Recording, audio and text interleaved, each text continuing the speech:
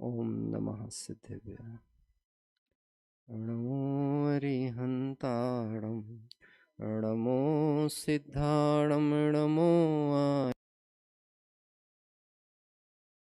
वज्रायाणं नमो लोये सव्यसाहुणम्।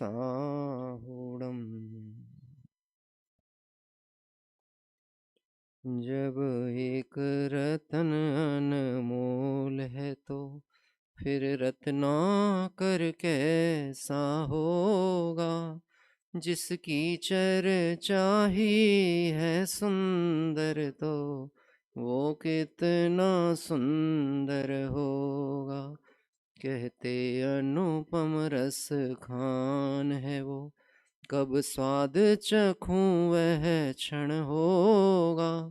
जिसकी चर्चा ही है सुंदर तो वो कितना सुंदर होगा। जिन मंदिर में आए, स्वाध्याय सभा में आए, तो कुल्ला करके आना चाहिए।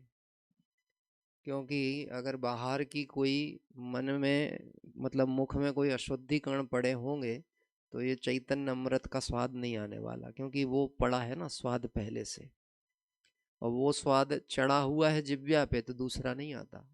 कोई बुखार में पड़ा हुआ होवे और बुखार के कारण से उसकी जिव्या का स्वाद बिगड़ जावे तो हलवा कैसा लगता है। तो हलवा कड़वा है क्या? नहीं है। लेकिन क्यों नहीं भा रहा है? क्यों नहीं भा रहा है? मुंह बना के कहता कैसे बना रहे, किससे बोल रहे हैं? बनाने वाली वो ही है, और तुम्हें ही पसंद करके लाए थे, और तुम्हें ने स्वाद चखा था पहली बार, बहुत अच्छा बनाते हैं। अब स्वाद क्यों बिगड़ गया? अब स्वाद क्यों नहीं आ रहा है? क्योंकि कोई स्वाद पहले से चढ़ा हुआ है। वैसे इतनी चर्चा हो जाती है, मेरे मन में विचार आता है 2 प्रवचन नहीं होने चाहिए। क्यों? जो अपना चर्चा में आया है मूल तत्व सार का, उसकी जुगाली भी तो होनी चाहिए कि नहीं होनी चाहिए? भरते जाने का मतलब पाचन नहीं कहलाता। स्वस्थ पाचन के लिए जो मिल रहा है उसका रस परिपाक होना चाहिए। जो सुना है, जो पढ़ा है, उसका चिंतन मनन भी होना चाहिए। अभी कहा था ना, विधान निपटाना नहीं है, विधान पूर्ण करना है। और पूर्ण कैसे होगा? कि पूर्णता के लक्ष्य बिना, पूर्ण स्वभाव को समझे बिना, भेद ज्ञान के बिना वह पूर्ण तत्व की प्राप्ति हो सकती नहीं है। जिनवाणी का हर एक अक्षर कहीं से भी आप उठाओ, कोई गाथा उठाओ, वह एकमात्र वीतराग विज्ञानता की और अपने स्वभाव का ही परिचय कराने वाली है। बार बार जो प्रेरणा दी जाती है ना, अगर आपको किसी विद्वान की महिमा आ रही है, वो विद्वान की महिमा नहीं, वो ज्ञान की महिमा है।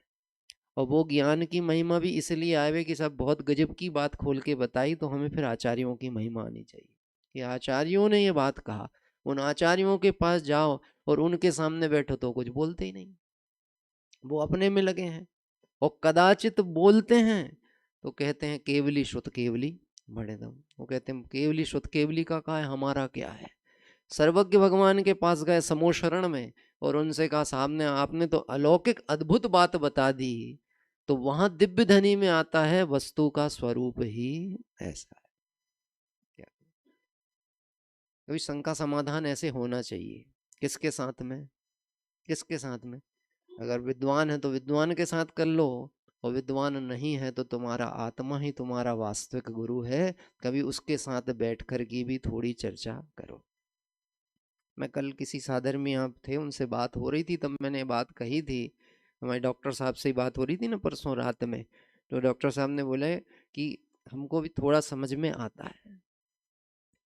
कोई ऐसा भी कहे ना मुझे समझ में नहीं आता है, तो मेरे पिताजी कहते थे तुझे समझ में नहीं आता, ये किसको समझ में आ रहा है? क्या कह रहे हैं? तू कहता मैं इसलिए स्वाध्याय में नहीं बैठता हूँ क्योंकि बात ऊपर से जाती है। अरे ऊपर से जाती है, जानता कौन है? ऊपर से जा रही है, तेरे ज्ञान में तो आ रहा है ना भाई साहब। बात ऊपर से जा रही, ऊपर से जा रही, ऊपर से जा रही है, तो इतना तो जानने में आ रहा है कि ऊपर से जा रही है। और ऊपर से जा रही है तो तुझे ऊंचा उठना पड़ेगा। सचिन तेंदुलकर के सामने, जब मैं बहुत क्रिकेट का शौकीन था, तो सचिन तेंदुलकर के सामने एक पाकिस्तान का बॉलर होता था जो तेज बॉल फेंकता था। नाम ध्यान है किसी को? है? हाँ, अब वहां पे बहुत सारे हो गए होंगे, लेकिन सबको बिल्कुल रूढ़ रूप से याद है। कितना ध्यान है? क्या कह रहे हैं? वो शोएब अख्तर, रावलपिंडी एक्सप्रेस, वो जानबूझ करके ऐसी बॉल फेंकता था कि उसके ऊपर से जाती थी। अब आप सोचो, अगर वो उस बॉल को छोड़ता जावे और 10 ओवर उसको फेंकने को मिले और 10 गेंदें मिस होवे तो कितना नुकसान होता होगा। और वो बेस्ट प्लेयर है, वो तो भगवान है, उसको हटा नहीं सकते टीम से। अब भगवान की जिम्मेदारी कितनी बड़ी है। क्या कह रहे हैं, वो तारणहारा कहलाएगा उस पूरी भारतीय टीम का। और अगर वो कह दे मेरे बस की बात नहीं है, मैं नहीं खेल सकता हूं, तो कैसे काम चलेगा। खेलना तो पड़ेगा, कैसे खेलेगा। कि वो ऊपर फेंकता है तो वो सिर्फ ऊपर टच भर करता था। क्या कह रहे थे, उसको समझ में आ गया कि भैया ये इस कला को सीख गया है। बात ख्याल में आ रही है। ये मार्ग बस सीखने का है, समझने का है। समझ में आ गया तो बस समझ लीजिए कार्य हो गया। आचार्य देव भेद ज्ञान की कला सिखा रहे हैं। जयमाला निकालिए, पुस्तकें आपके पास हैं। अपन विधान से ही थोड़ी सी चर्चा करेंगे, 15-20 मिनट ही करेंगे, ज़्यादा नहीं करेंगे, क्योंकि अपन शांति पूर्वक विशेष जो अर्घावली चल रही है उसका आनंद लाभ लेते हैं। जयमाला निकालिए 100 नंबर पेज पे। इसी पूजन की जो आज अपन पूर्ण करेंगे, थोड़ी सी उसकी कुछ पंक्तियों पर विचार करते हैं। रूप गंध रस स्पर्श सहित पुद्गल परमाणु विचित्र स्वरूप, इससे भिन्न आत्मा अपना एकमात्र चेतन चिद्रूप। नाम कर्म की प्रकृतियां कितनी बताई गई, 93। और कर्मों की प्रकृतियां पूरी पूरी कितनी बताई, 148। और वो 148 प्रकृतियां एक कर्म की यानी एक पुद्गल की बता दी गई। और एक पुद्गल और एक मैं। कल बात कही थी, 6 द्रव्यों को 2 भागों में बांटा जाएगा तो सिर्फ 2 ही खंड बनने वाले हैं, एक जीव और एक पुद्गल। क्योंकि वो सब अजीव के खाते में जा रहे हैं। और मैं कौन हूं, मैं जीव हूं। देखो लिख रहे हैं, इससे भिन्न आत्मा अपना एकमात्र चेतन चिद्रूप। किससे भिन्न, द्रव्य कर्मों से, भाव कर्मों से, 9 कर्म से। क्योंकि ये सारी कहानी किसकी चल रही है, ये सब कर्मों की कथा है। कर्मों की कहानी उनको सुनना पड़ रही है जिन्होंने कर्मों को गले लगा के रखा है। मोबाइल किसको परेशान करता है, किसका मोबाइल किसको परेशान करता है, जिसका मोबाइल है उसको ही परेशान करता है। कहाँ कहाँ परेशान करता है, कि कहाँ नहीं परेशान करता है। क्या कह रहे हैं, अभी पहले वो 2 बटन वाला मोबाइल आता था, फोन आए तो हरी उठाओ और बंद करना है तो लाल दबाओ। अब आ गए मल्टी फीचर्स वाले। पहले तो 2 बटन समझना भी बहुत कठिन था लोगों के लिए, जब थोड़ा उतना समझ में आया तो मल्टी फीचर वाले आ गए। अब वो मल्टी फीचर वाले आ गए, दूसरे का मोबाइल बजे वो तीसरे को पकड़ाओ तो कहते बंद कैसे करना। क्या कह रहे हैं, एक सरल उपाय बताऊं, खलबत्ता में रख के कूट दो। और क्या करोगे, टेबल के ऊपर पटक दो। हाँ? आपको पता है यदि अवसर चूका तो, अवसर हमने कैसे चूका है। अनंत बार समोशरण में जाकर के भी, यहाँ तो मोबाइल लेके बैठे हैं, ये भी समोशरण ही था। और यहाँ भी समोशरण में भगवान की दिव्य ध्वनि ही खिल रही थी। वो कोई विद्वान का प्रवचन नहीं चल रहा था, बात चल रही थी मूल तत्व की। आचार्य अमृतचंद आचार्य कुंद कुंद स्वामी जिस सत्य का उद्घाटन कर रहे थे, उस समय हमारा बच्चा रोने लगा। किसका बच्चा, हमारा बच्चा रोने लगा। उसने रोया, हमने उसको चुप कराया, फिर हमारे शल्य और हमारे विकल्प उत्पन्न हुए और हम रोने लगे, क्योंकि उपयोग कहाँ जुड़ गया। बात ख्याल में आ रही है। 84 लाख योनियों के दरवाजे हैं, उस दरवाजे में से सिर्फ एक दरवाजा है जिसमें से ये जीव पंच परावर्तन में से निकल सकता है। वो अवसर आज मेरे पास में। क्या, और इस अवसर को हम चूक जाते हैं। कैसे, ऐसा समझ लो 84 गेट हैं इस संसार के, और इस संसार के 84 गेट में से यद्यपि सम्यक दर्शन तो चारों गतियों के जीव ले सकते हैं, लेकिन संयम साधना पूर्वक भाव का अभाव करना, निर्गंत भावना पूर्वक मोक्ष मार्ग में आगे बढ़ना और बढ़ते हुए श्रेणी आरोहण करते हुए सिद्ध पद को प्राप्त करना, यह मनुष्य गति के जीव के ही पास सामर्थ्य थी। यानी हम उस गेट पे खड़े हुए हैं जहां से चाहें तो अब मुक्ति अत्यंत निकट। एक शब्द प्रयोग होगा, आसन्न निकट भव्य जीव। क्या कह रहे हैं, आएगी जयमाला में लाइन, आसन्न भव्य जीव। हम सब हैं कि नहीं है, इतने निकट हैं कि नहीं है। मैं तो इसको थोड़ा सा और सकारात्मक दृष्टि से देखता हूँ। इस पृथ्वी के नीचे जहां हम मध्य लोक में, इसके नीचे कितनी भूमियां हैं, और हम कौन सी भूमि में हैं? कौन सी भूमि में? भाई 7 नीचे हैं, उस अपेक्षा हम कौन सी में हैं? 8वीं भूमि में। और सिद्धालय कौन सी भूमि में? अष्टम है। और आप अपने आप को कौन सी भूमि वाला कह रहे हो? ये कह के अपेक्षा, हाँ ये बता दिए अपेक्षा। अब अपेक्षा में आ जाएंगे भेद, मालूम कौन से वाले? भाई साहब इसके ऊपर अभी 16 स्वर्ग है, अनुत्तर विमान है, ग्रेवियक हैं, ये हैं वो हैं, ढेर ढेर ढेर ढेर चीजें हैं। भाई साहब अंतिम ग्रीवक लो की हद पायो अनंत बिरया। अगर दृष्टि सकारात्मक है तो मुक्ति दूर नहीं है, और नकारात्मक दृष्टि है तो सिद्धालय से अनेक बार लौट करके हम आए हुए हैं। आप और हम सब सिद्धालय भी गए, अकेले निगोद नहीं गए हैं। कैसी बात लग रही, थोड़ी विचित्र नहीं लगती? अगर कोई नया व्यक्ति हो और से इस बात का नहीं हो जानकारी, हम मोक्ष होके आ गए हैं कितनी बार, कितनी बार। अरे भाई क्षेत्र का नाम मोक्ष नहीं है, लेकिन ये जीव इस त्रसनाड़ी के अंतर्गत वह सिद्धालय में जो अनंत निगोदियां हैं वहां भी जाके लौट करके आया है। देखो कहते हैं स्पर्श रस गंध वर्ण सहित पुद्गल परमाणु विचित्र स्वरूप, नाना प्रकार के उनके रूप हैं, और जिसका जैसा रूप है वो उसका स्वरूप है। उसके स्वरूप को उस रूप जानो, और अपने स्वरूप को, चैतन्य स्वरूप को उससे भिन्न मानो। दर्पण में कौन दिखता है? बोलो, दर्पण में कौन दिखता है? स्वयं। कल फोटो खींच रही थी तो बोले भाई साहब अच्छी फोटो नहीं आई, एक और खींचने दो, एक और खींचने दो, एक और खींचने दो। 4 फोटो में से अच्छी फोटो कौन सी है? मेरी फोटो कौन सी है 4 फोटो में से? हम्म चारों मेरी नहीं है। कोई ऐसा कैमरा है जो मेरी फोटो खींच सकता है? नहीं है।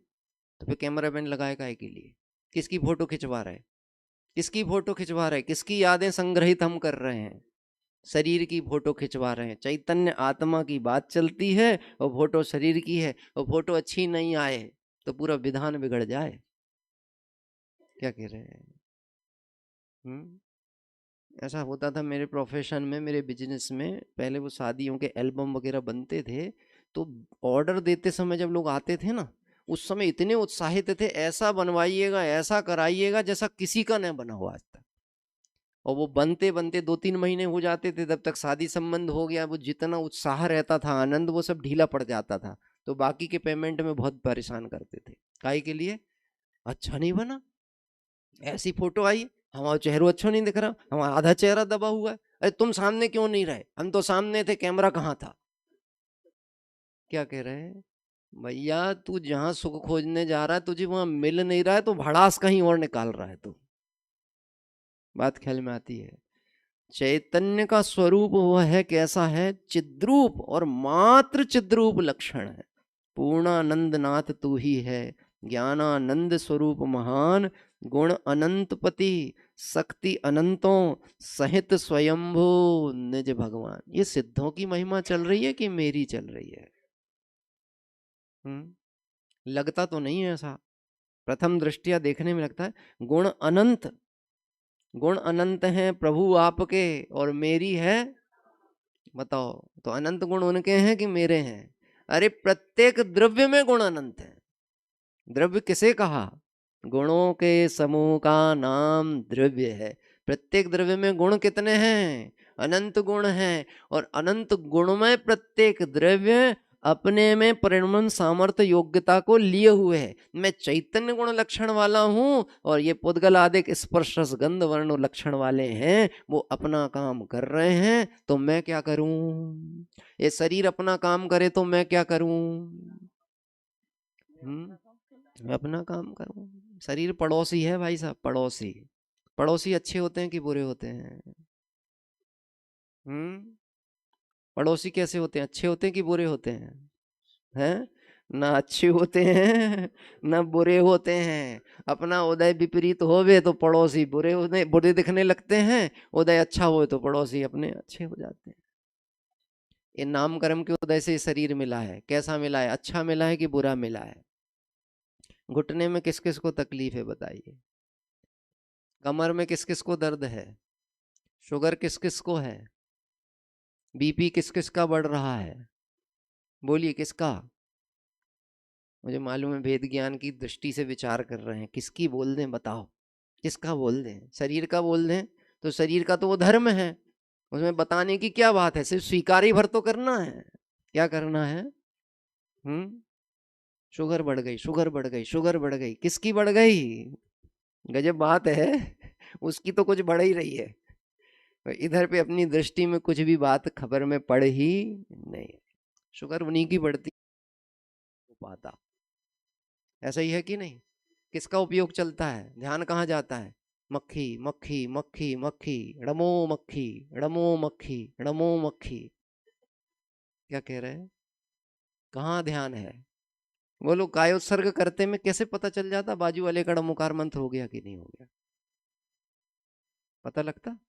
और मैं तो ये कहता हूँ जिसके ऊपर माथे पे जिम्मेदारी होती ना संचालन करने की, व्यवस्था की, सूचना देने की, उसका तो कभी नहीं होता ड़मोकार मंत्र पूरा, क्योंकि उसको ये लगता है अगर मैंने ईमानदारी से 9 बार पढ़ा और जब मैं आंख खोल के देखूंगा तो कोई सूचना के लिए बचेगा कि नहीं बचेगा, तो वो 3 बार पढ़ के चालू कर देता है। 2 या 3 बार में ही चालू हो जाता है उसका। उसका 9 बार कैसे होता है वो केवल ज्ञानी जानते हैं। कछु सुध बुध नाही रही है, मिथ्या मत छाई। हम आसन्न भव्य हैं कि नहीं ये तय कौन करेगा, कौन बताएगा, कौन तय करेगा? ज्ञान गोष्ठी में चर्चा में आया है गुरुदेव श्री की कि आप कहते हो कि भव्य जीव के सर्वज्ञ भगवान ने भव नहीं देखे हैं, ये कैसे बात घटित हो, हमें कैसे जमे कि भव्य जीव के भगवान ने भव नहीं देखे? गुरुदेव जी ने उत्तर दिया कि भैया सर्वज्ञ ने गधे के सींग देखे हैं कि नहीं देखे? बोलो देखे कि नहीं देखे? नहीं देखे। क्यों नहीं देखे? क्योंकि है ही नहीं। तो बोले भव्य कौन? जो अपने को भव रहित देख रहा है वो भव्य है, और जो अपने को भव रहित देख रहा है तो सर्वज्ञ के ज्ञान में भी क्या झलकेगा? अरे सर्वज्ञ के ज्ञान में वो झलकता है जो है वस्तु।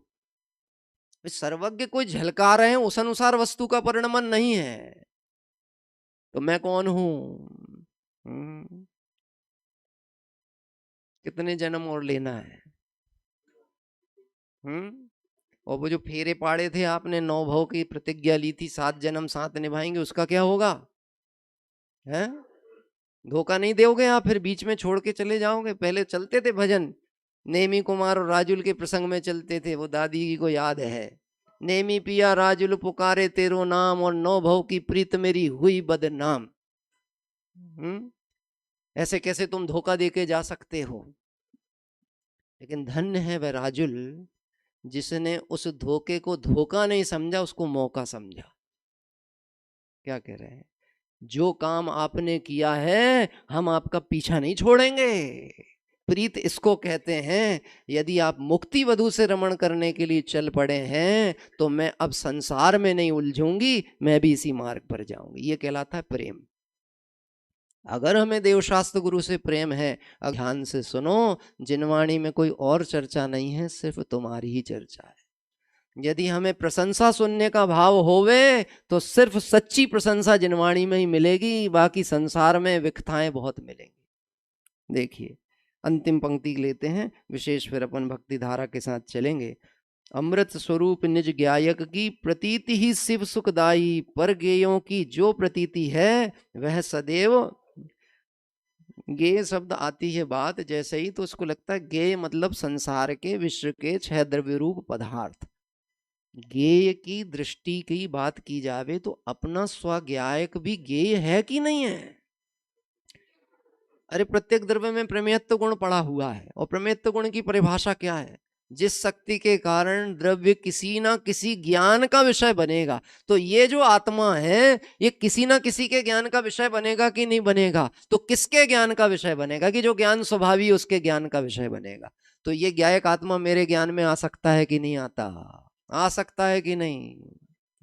ज्ञान की प्रतिपल उठे तरंग, झांकता उसमें आत्म राम, अरे आबाल सभी गोपाल, सुलभ सबको। अत्यंत अप्रति बुद्ध को यह बात समझ में आ सकती है, चेतन तू तो चतुर है। बोलो,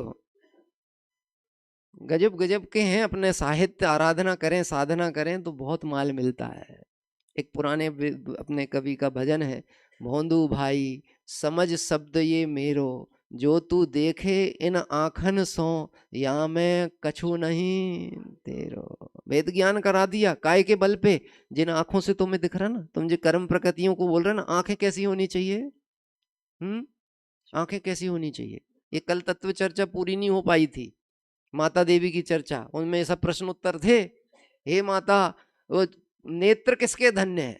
बोलो किसके नेत्र धन्य है? अरे जिसके ज्ञान नेत्र खुल गए हैं वह धन्य है। और कदाचित किसी को ये चर्म चक्षु नेत्र भी मिले हो, और अगर वह जिनवाणी को देखता हो, जिन श्रुत का अभ्यास करता हो, जिनेन्द्र देव के स्वरूप को देखता हो, और उस स्वरूप को देखकर आत्म स्वरूप को देखता हो, धन्य है वह जीव। क्या देखो, कहते हैं अमृत स्वरूपी निज गायक की प्रतीति ही सुखदाई, पर गेयों की जो प्रतीति है वह सदैव भव दुखदाई। पर गेयों के जंगल में मत फंसना मेरे चेतन लाल। शब्द कितने पवैया जी आज होते ना तो मतलब गजब के ही व्यक्तित्व थे। हाँ, शिवपुरी में कौन आके नहीं गया? क्या कह रहे, सभी आके गए शिवपुरी से।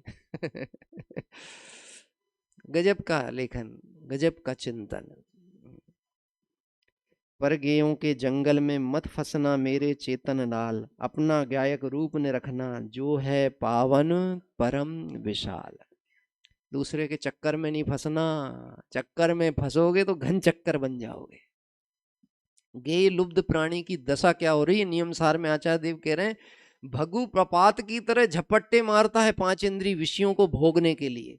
झरने को देखना, कभी झरता हुआ झरना, ऊंचे उत्तंग शिखरों से गिरता हुआ झरना, ऐसा लगता है मानो भूमि तल को ग्रस लेना चाहता है।